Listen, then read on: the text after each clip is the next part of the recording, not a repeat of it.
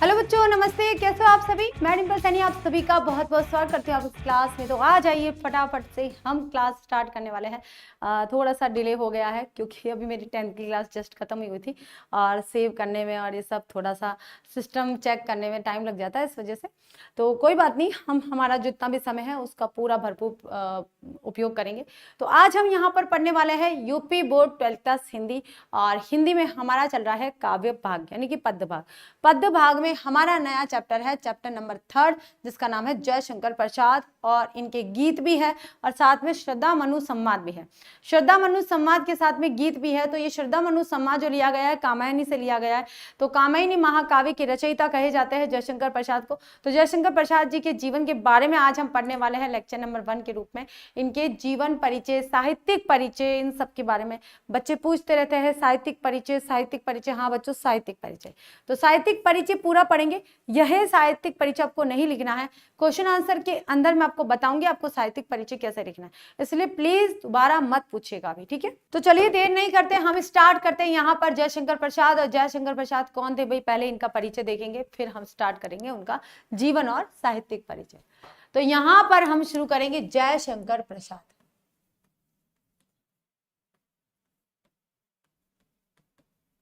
इन्हें हम प्रसाद युग के या फिर छायावाद युग के बात करते हैं।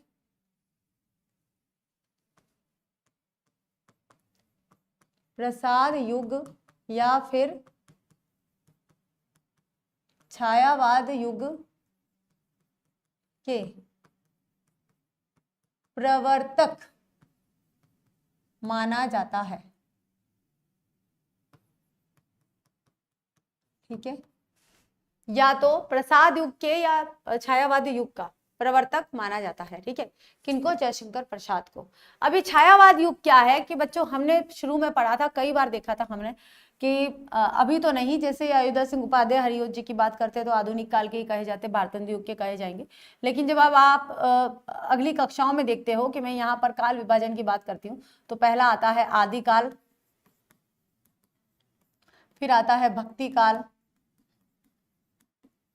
हम इसको नीचे ही लिख लेते हैं, भारतेंदु काल,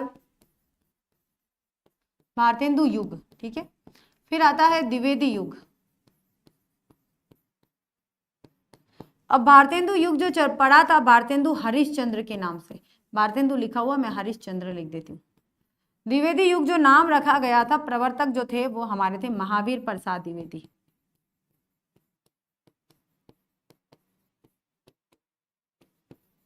महावीर प्रसाद द्विवेदी। फिर आता है हमारा छायावाद, हम इसके बारे में पढ़ेंगे। अब इसको अगले भाग को छायावादोत्तर भी बोलते हैं, प्रसादोत्तर भी बोलते हैं, प्रगतिवाद भी बोलते हैं। आप कंफ्यूज होते हो ना, इस छायावाद को प्रसाद युग भी बोलते हैं। अब यह द्विवेदी और छायावाद के बीच का जो आता है वो शुक्ल युग आता है। शुक्ल युग को भी छायावादी बोलते हैं, मतलब शुक्ल युग कहो, छायावाद युग कहो या प्रसाद युग कहो, आप एक ही प्रवृत्तियां देखोगे इन सभी में एक ही काल का समय देखोगे। तो ये जो छायावाद युग के प्रवर्तक थे वो कहे जाते हैं जयशंकर प्रसाद जी,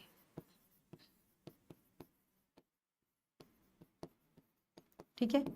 अब छायावाद के 4 स्तंभ कहे जाते हैं, स्तंभ क्या कहे जाते हैं? छायावाद के 4 स्तंभ कहे जाते हैं। उनमें पहला नाम आता है जयशंकर प्रसाद का, हम प्रसाद जी लिख लेते हैं। दूसरा नाम आता है निराला जी का। तीसरा नाम आता है पंत जी का। दिख रहा है क्या आपको? एक बार मुझे देखना पड़ेगा क्योंकि मैं लिख तो लेती हूँ पर दिखाई नहीं देता है। चलो इसको रफ करती हूँ, पंत जी को रफ करके फिर सामने लिखती हूँ। तीसरा नाम आता है हमारा पंत जी का, और चौथा नाम आता है महादेवी वर्मा जी का। महादेवी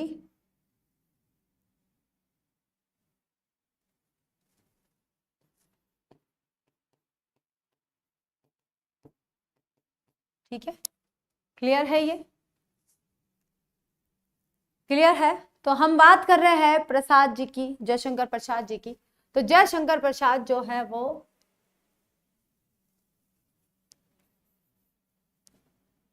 प्रसिद्ध नाटककार, निबंधकार, कहानीकार, उपन्यासकार, क्या नहीं कहोगे आप, क्या नहीं कहोगे, कवि, क्या नहीं कह सकते हो, सभी तरह से अपनी कार्य में ये उत्कृष्ट है। जयशंकर प्रसाद के बारे में एक इनका व्यक्तिगत जीवन है। इन्होंने 3 विवाह किए थे, लेकिन तीनों ही विवाह असफल हुए, तीनों ही पत्नियां उनकी गुजर गई थी। उस कारण से वो थोड़े निराश हो गए थे और बहुत ही कम उम्र में, शायद 46 से 47 वर्ष की उम्र में इनका देहांत हो गया था। शायद उनको किसी प्रकार की कोई बीमारी हो गई थी, उस वजह से हुआ था। देखेंगे अगर इसमें है तो ठीक है, वरना मैंने इनको आपको बताया और आप सर्च कर सकते हैं। मैंने इससे पहले भी जयशंकर प्रसाद जी को पढ़ाया हुआ है। तो प्रसाद युग कहे तो जयशंकर प्रसाद के नाम से पढ़ा है, और छायावाद युग के जो प्रवर्तक है वो जयशंकर प्रसाद ही माने जाते हैं। उसके बाद 4 स्तंभ कहे जाते हैं। 4 स्तंभ में सबसे पहले जयशंकर प्रसाद जी का नाम आता है, और उसके बाद ये तीनों का नाम आता है, निराला जी, पंत जी और महादेवी वर्मा जी। ठीक है, अब शुरू करते हैं हम यहाँ हमारे जयशंकर प्रसाद जी का जीवन परिचय। तो जयशंकर प्रसाद जी का जन्म हुआ था बच्चों 30 जनवरी, यहाँ पर लिखेंगे जनवरी, इसको जनवरी भी लिख सकते हैं, 1889। ठीक है, 1989, 30 जनवरी 1889। ये मुझे बीमार करेगा एसी। ठीक है, जन्म स्थान काशी में हुआ था, और पिता का नाम था देवी प्रसाद साहू, साहू नाम था, देवी प्रसाद साहू। जयशंकर प्रसाद का जन्म 30 जनवरी 1889 में हुआ था, और काशी में हुआ था। पिता का नाम देवी प्रसाद साहू था। छायावाद के प्रवर्तक कहे जाते हैं जयशंकर प्रसाद जी, छायावाद के प्रवर्तक। लेखन विधा थी इनकी, काव्य लिखते थे, नाटक लिखते थे, उपन्यास लिखते थे, निबंध लिखते थे, और कहानी भी लिखते थे। इनकी कहानियां भी प्रसिद्ध है, कहानी भी ढेर सारी कहानियां लिखी है।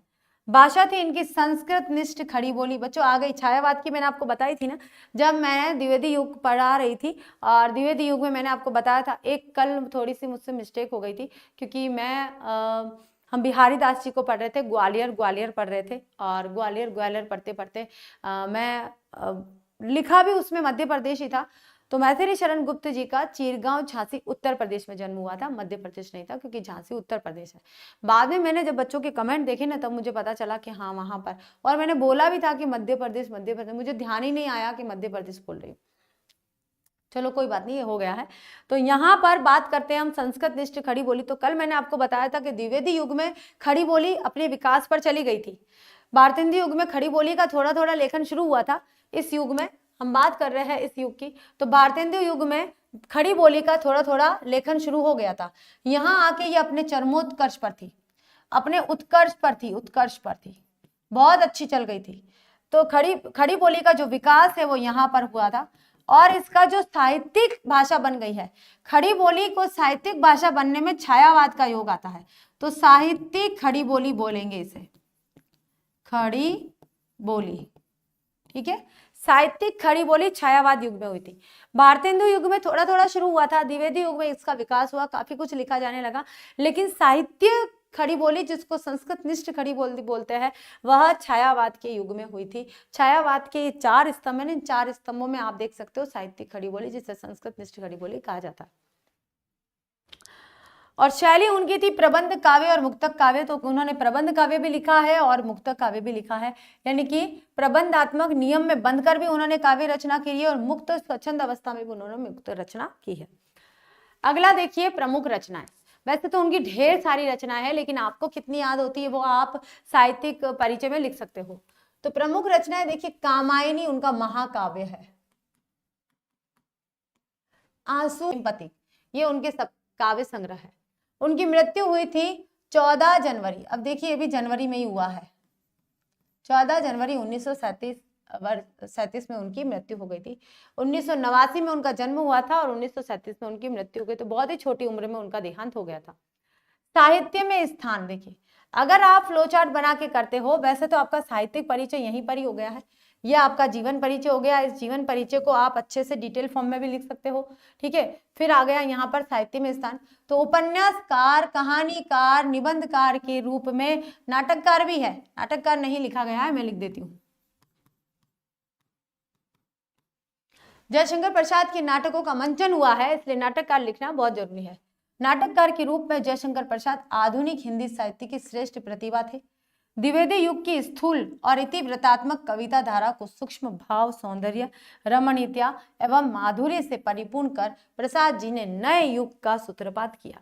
द्विवेदी युग के अंदर अगर स्थूलता थी, सूक्ष्मता नहीं थी, सिर्फ बार बार से दिखाया जा रहा था, इतिवृत्तात्मकता थी, यानी कि सिर्फ लक्षण इसमें दिखाए जा रहे थे, विशेषताएं बताई जा रही थी उसमें। कविता धारा को सूक्ष्म भाव, सौंदर्य और रमणीयता यानी कि सुंदरता और माधुर्यता से जिसने परिपूर्ण किया है, वो प्रसाद युग का समय आता है, प्रसाद जी ने किया है। ये छायावाद के प्रवर्तक, उन्नायक और प्रतिनिधि कवि होने के साथ ही नाटककार और कहानीकार भी रहे हैं, ठीक है। तो ये इनका साहित्य में स्थान है, इतना भाग आपको साहित्य में लिखना है। प्रसाद जी का जन्म, अब यहाँ पर देखिए थोड़ा सा, अगर आप जीवन परिचय लिखना चाहते हो तो ठीक है, अदरवाइज आप इस चीज को भी डिटेल फॉर्म में लिख लीजिए, आपके 80 वर्ड्स बन जाएंगे। और कुछ प्रमुख रचनाएं लिखनी है बस, और ज्यादा कुछ नहीं लिखना है, ये सारा चीज लिखनी है और ये आपकी रचनाएं लिखनी है और साहित्य में स्थान लिखना है, आपका साहित्यिक परिचय हो जाएगा। इतना लिख दीजिएगा। टेबल फॉर्म में लिखना चाहते हो तो ठीक है, डिटेल फॉर्म में लिखोगे तो अच्छे नंबर आएंगे, क्योंकि 80 वर्ड्स पूछा है तो 80 वर्ड्स हमारे होने चाहिए। यहाँ आते हैं, प्रसाद जी का जन्म 30 जनवरी 1889 ईस्वी में काशी के सुंगनी साहू नामक प्रसिद्ध वैश्य परिवार में हुआ था। छोटी अवस्था में ही पिता तथा बड़े भाई के देहांत हो जाने के कारण इनका शिक्षा क्रम शीघ्र ही टूट गया। गृह के व्यापार को संभालते हुए इन्होंने स्वाध्याय पर विशेष ध्यान रखा। घर पर ही इन्होंने हिंदी, अंग्रेजी, संस्कृत, उर्दू, फारसी का गहन अध्ययन किया। इनसे पहले मैथिली शरण गुप्त जी तो आरंभिक स्कूल गए थे, लेकिन वहां उन्होंने कहा कि मुझे कौन पढ़ाएगा, मैं क्यों पढ़ूं दूसरों को, लोग मुझे पढ़ेंगे। उन्होंने क्या डाला कि मैं क्यों पढ़ूं भाई दूसरों को, लोग, दुनिया मुझे पढ़ेगी। तो देखिए हम आज तक पढ़ रहे हैं। तो उन्होंने भी स्वाध्याय किया था, उन्होंने भी संस्कृत, हिंदी और बांग्ला भाषा घर पर ही सीखी थी। और जयशंकर प्रसाद जी ने भी हिंदी, अंग्रेजी, संस्कृत, उर्दू, फारसी 1 2 3 4 5 भाषाएं घर पर रहकर ही सीखी थी बच्चों। और ये हम लोगों के लिए तो बिल्कुल भी पॉसिबल नहीं है, हम लोग ऐसा नहीं कर सकते, है ना। परिवारजनों की मृत्यु, अर्थ संकट, अर्थ संकट का मतलब होता है आर्थिक स्थिति उनकी सही नहीं थी, पत्नी वियोग आदि संघर्षों को अत्यंत जीवट से झेलता हुआ यह अलौकिक प्रतिभा संपन्न युग श्रेष्ठा, युग श्रेष्ठा का मतलब होता है युग का निर्माण करने वाला, युग श्रेष्ठा युग का निर्माण करने वाला साहित्यकार हिंदी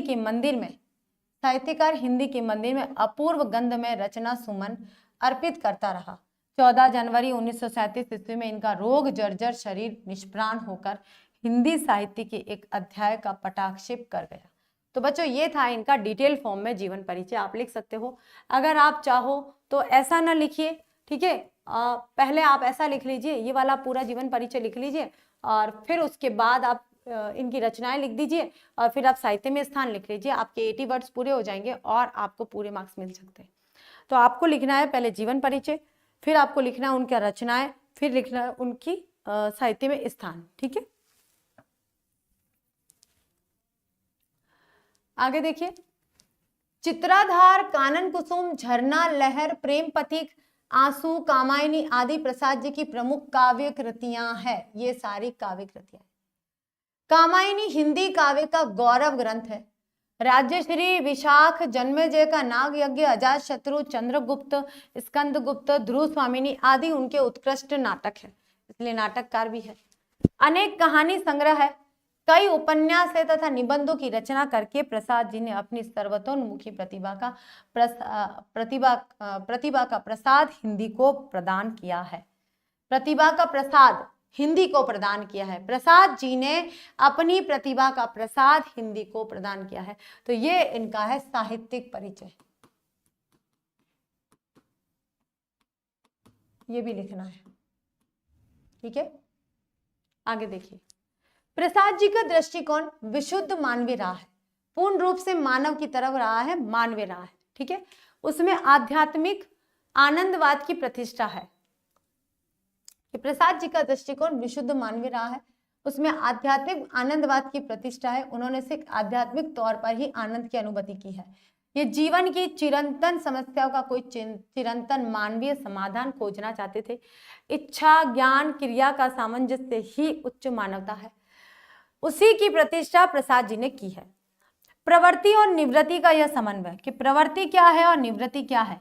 तो प्रवृत्ति मार्गी और निवृत्ति मार्गी का मतलब क्या होता है कि प्रवृत्ति मार्गी वे होते हैं जो सांसारिक रूप में, यानी कि संसार में रहते हुए, सांसारिक जीवन में रहते हुए भक्ति मार्ग को अपनाना चाहते हैं, और निवृत्ति वे होते हैं कि सांसारिक जीवन को छोड़कर और फिर भक्ति को अपनाना चाहते हैं, वे होते हैं निवृत्ति मार्गी। ठीक है, तो प्रवृत्ति मार्गी समझ में आया और ये निवृत्ति मार्गी।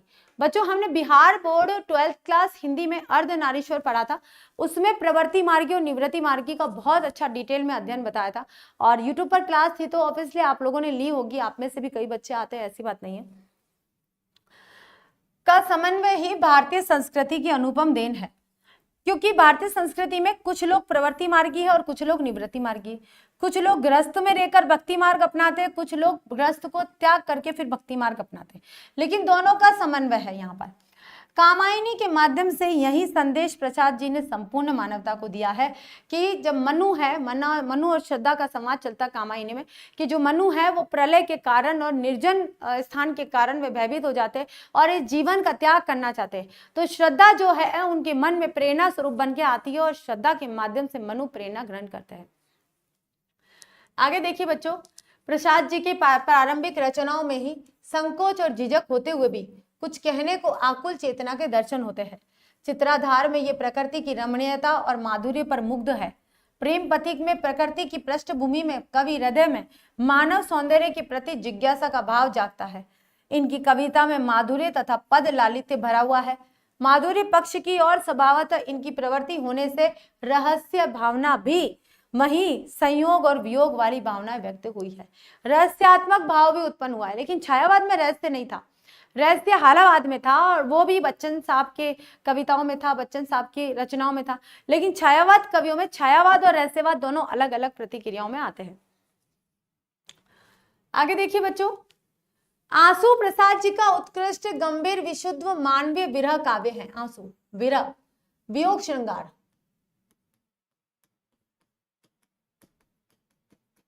जो प्रेम के स्वर्गीय रूप का प्रभाव छोड़ता है। इसीलिए कुछ लोग इसे आध्यात्मिक विरह का काव्य मानने का आग्रह करते हैं। कामायनी प्रसाद काव्य की सिद्धावस्था है कि प्रसाद ने अपने काव्य को सिद्ध किया है तो कामायनी लिख कर किया है। उनकी काव्य साधना का पूर्ण परिपाक है। कवि ने मनु और श्रद्धा के बहाने पुरुष और नारी के शाश्वत स्वरूप एवं मानव के मूल मनोभावों का काव्यगत चित्र अंकित किया है।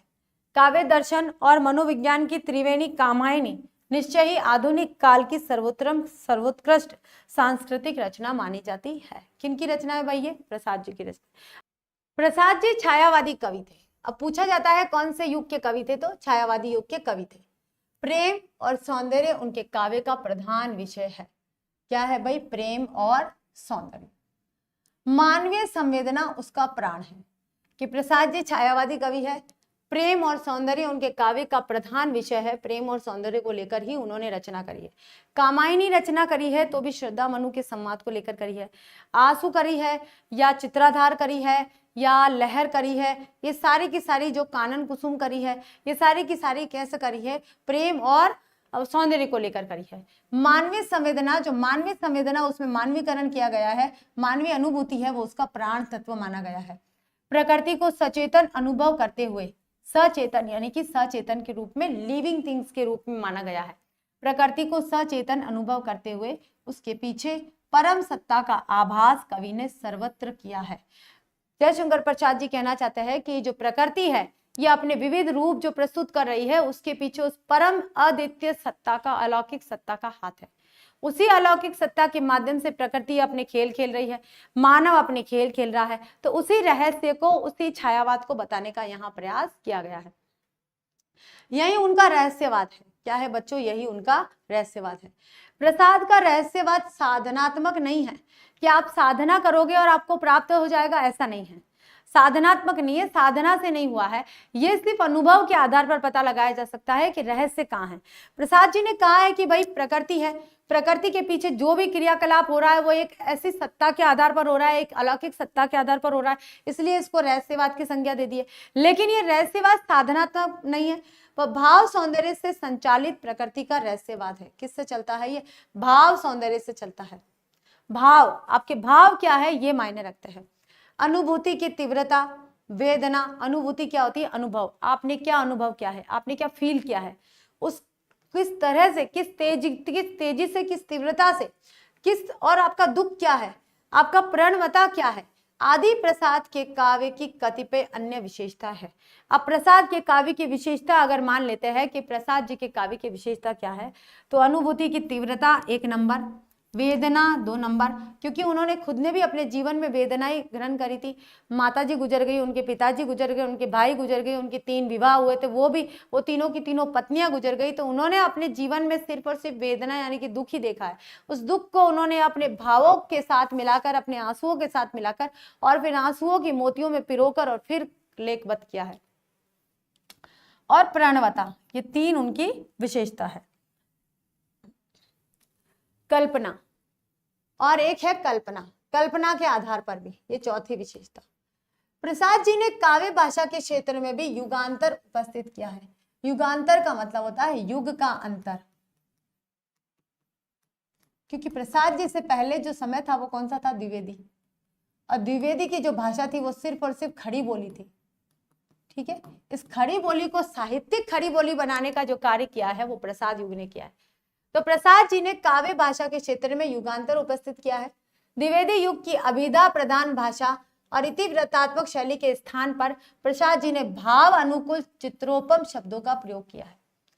ठीक है, लाक्षणिकता और प्रतीकात्मकता से युक्त प्रसाद जी की भाषा में अद्भुत नाद सौंदर्य, नाद सौंदर्य का मतलब होता है लय, लय, गति, यति, तुक, आगे आदि बन गए हैं, इसे बोलते हैं नाद सौंदर्य। तो अद्भुत नाद सौंदर्य और ध्वन्यात्मकता, ध्वन्यात्मकता क्या होता है? संगीतात्मकता बोल सकते हो आप इसे।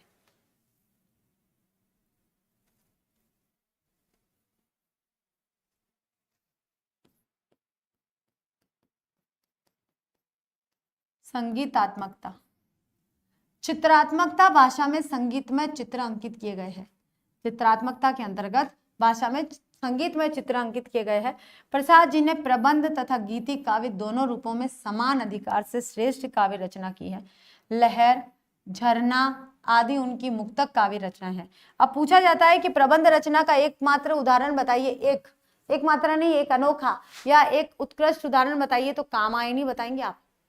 कामायनी महाकाव्य जो प्रबंधात्मक रचना के अंतर्गत मानी जाती है, लेकिन लहर और झरना दोनों मुक्तक काव्य है, मुक्तक शैली में लिखे गए हैं। ठीक है, और प्रबंध काव्यों में कामायनी जैसा रत्न इन्होंने दिया है। ठीक है, ये है इनकी भाषा, भाषा शैली बोलेंगे इसे। तो भाषा शैली में फिर से एक बार देख लेते हैं कि प्रसाद जी ने काव्य भाषा के क्षेत्र में युगांतर उपस्थित किया है। द्विवेदी युग की अभिधा प्रधान भाषा, या आप ऐसे लिख लीजिए कि द्विवेदी युग की खड़ी बोली भाषा को उन्होंने साहित्यिक खड़ी बोली भाषा बना दिया। ठीक है, उसके बाद आप लिखोगे यहाँ पर किस स्थान पर भावानुकूल चित्रोपमता शब्दों का प्रयोग किया। लाक्षणिकता और प्रतीकात्मकता से युक्त प्रसाद जी की भाषा में अद्भुत नाद सौंदर्य है और संगीतात्मकता है।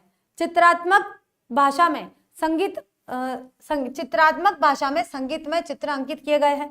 प्रसाद जी ने प्रबंध तथा गीति काव्य दोनों रूपों में श्रेष्ठ रचना की है। लहर, झरना उनकी मुक्तक शैली की रचना मानी जाती है और प्रबंध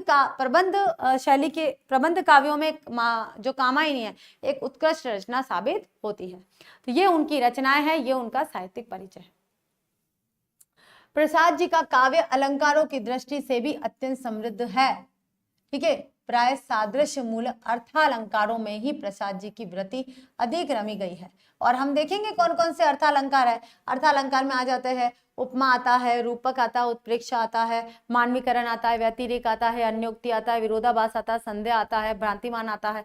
ठीक है, और उदाहरण आता है, दृष्टांत अलंकार आता है, विभावना आता है, विरोधाभास आता है, कितने सारे हो गए, 12 तो मैंने गिना दिया आपको, है ना, इससे भी ज्यादा हमने पढ़े हैं। तो प्रसाद जी का काव्य अलंकारों की दृष्टि से भी अत्यंत समृद्ध है। प्राय सादृश्य मूलक अर्थालंकारों में ही प्रसाद जी की वृत्ति अधिक रमी है। परंपरागत अलंकारों को ग्रहण करते हुए भी प्रसाद जी ने नवीन उपमानों का प्रयोग करके उन्हें नई भंगिमा प्रदान की है। अमूर्त उपमान विधान उनकी विशेषता है। अमूर्त, जो मूर्त नहीं है, उन उपमानों को उसकी तुलना की, अमूर्त तुलनात्मक, अमूर्त की तुलना की है प्रसाद जी ने।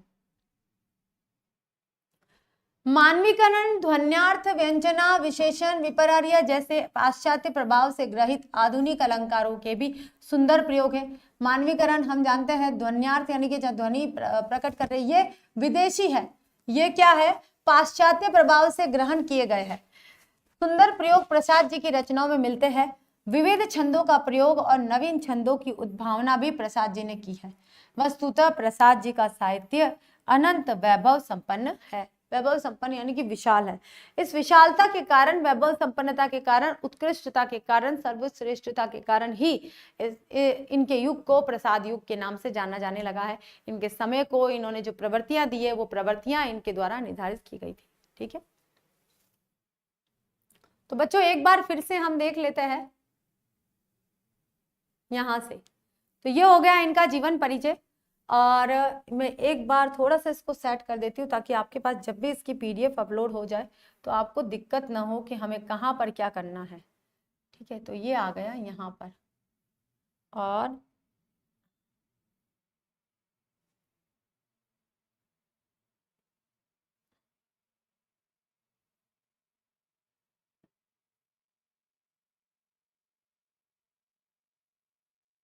ये यहाँ पर आ गया है, और ये इसके पास आ गया। ठीक है, चलिए अब आपके पास अगर इसकी PDF आती है तो आप अच्छे से कर लोगे।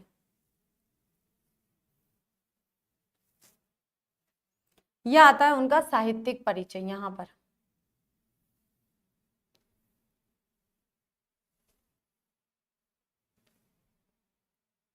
यहाँ से उनका साहित्यिक परिचय आ जाता है।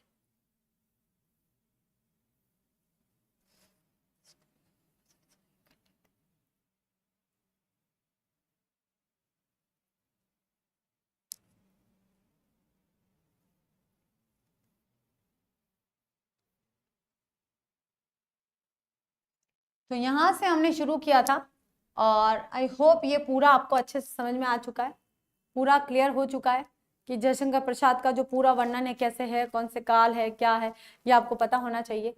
साथ में ये उनका जन्म जीवन परिचय आ गया संक्षिप्त, 30 जनवरी 1889। कुछ बच्चे कह रहे हैं मैम 1890, 1890 नहीं है बच्चों, 1889 में ही उनका जन्म हुआ है। बनारस यानी कि काशी में हुआ, या वाराणसी, आप जो भी कहो। ठीक है, तो आप इसे बनारस भी, कई जगह इसे वाराणसी कहा गया है।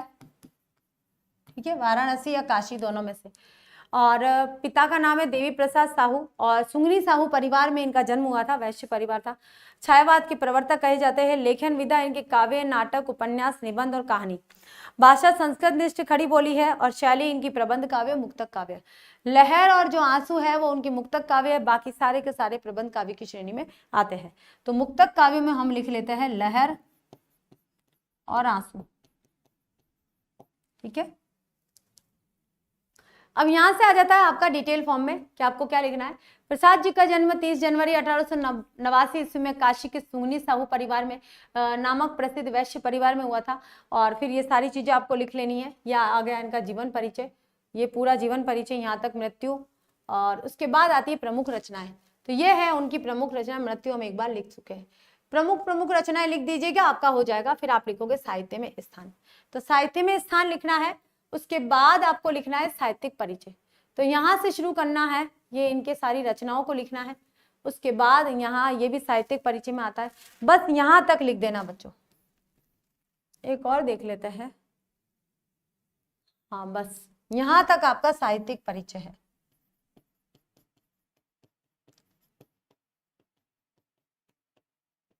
बस यहीं तक। ठीक है, जहां से मैंने बताया है वहां से और यहाँ तक आपका साहित्यिक परिचय पूरा लिखना है। ये तो चलो एक जानकारी के लिए बताया है कि बाय चांस आ जाता है तो आपको कैसे लिखना है। तो ये हमारी बुक में है, इसलिए हमने इसको पढ़ा है। ठीक है। ये भाषा शैली के भी कुछ तत्व आपको लिखने होंगे कि कौन किस प्रकार की भाषा है, ठीक है। साहित्यिक परिचय में भाषा शैली भी लिखी जाती है।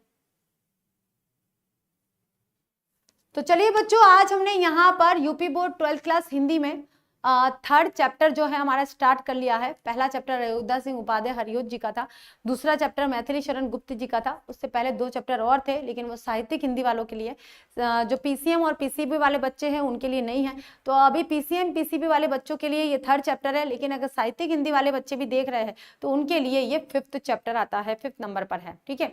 लेकिन हम थर्ड चैप्टर स्टार्ट किया है जिसका नाम है जयशंकर प्रसाद। और जयशंकर प्रसाद जो हमारे कवि है, उपन्यासकार है, नाटककार है, निबंधकार है, कहानीकार है, क्या नाम बोलूं मैं, बहुत सारी उन्होंने रचनाएं लिखी है जिनका कोई मोल नहीं है। आज कोई उसका सामना या उसकी बराबरी कोई नहीं कर सकता है। तो उनकी रचनाओं को हम पढ़ेंगे श्रद्धा मनु संवाद के माध्यम से, और एक गीत दिया गया है। तो आज तो हो गया है समय, अब हमारा जो अगला हफ्ता आएगा उसमें हम कोशिश करेंगे 2 लेक्चर में पूरा चैप्टर खत्म करने की, क्योंकि सिर्फ और सिर्फ कविताएं ही होगी, पद्यभाग ही पूरा होगा, क्वेश्चन आंसर नहीं होगा। ये तो डेफिनेटली मैं कह सकती हूँ आपको, क्योंकि इतना बड़ा चैप्टर है, ये आपने भी देखा होगा। और फिर उसके अगले वीक इसके क्वेश्चन आंसर होके फिर हो सकता है। तो देखते क्या करते, काफी कुछ बचा है लेकिन इतना भी नहीं है। पद्यभाग भी शायद ज्यादा नहीं है, थोड़ा सा ही है। फिर हमारा संस्कृत पार्ट ले लेंगे, ग्रामर मतलब जितनी ग्रामर हो सकती थी उतने हमने कर लिए। संस्कृत ग्रामर है तो आप लास्ट ईयर की वीडियोस देख सकते हो, उसमें से आपको टॉपिक मिल जाएंगे। और फिर रहते हैं हमारे खंड काव्य, तो खंड काव्य 6 ही है, और 6 खंड काव्यों को डिस्ट्रिक्ट के अकॉर्डिंग हम पढ़ा लेंगे। वो जैसे अगर आपको ज़्यादा जल्दी हो रही है तो आप लास्ट ईयर के वीडियोस जो हो उनको देख सकते हो, उसमें मैंने खंड काव्य पढ़ाया है। साथ में हम पढ़ेंगे फिर हमारे लेखन है, कुछ रचनाएं हैं जिसको रचना मतलब ऐसे ही रचना कुछ बोल देते हैं, ठीक है। तो उसमें हम पढ़ेंगे पत्र, पत्र 2 प्रकार के, औपचारिक अनौपचारिक, और औपचारिक पत्र भी 2 प्रकार के, ऑफिशियल एंड सेमी ऑफिशियल, ठीक है। तो इन तीनों को मिला के मुझे लगता है 3 क्लास लेटर की हो जाएगी, और काफी अच्छे मार्क्स का होता है। किसी बोर्ड में 5 मार्क्स का आता है, किसी में 3 मार्क्स का आता है, किसी में 8 मार्क्स का आता है। फिर हम पढ़ेंगे निबंध, तो निबंध कैसे लिखा जाता है, मात्र 1 क्लास लेंगे, ज्यादा नहीं लेंगे। 1 क्लास में हम पूरे निबंधों को, इंपॉर्टेंट निबंध भी है उनको भी हम बता देंगे।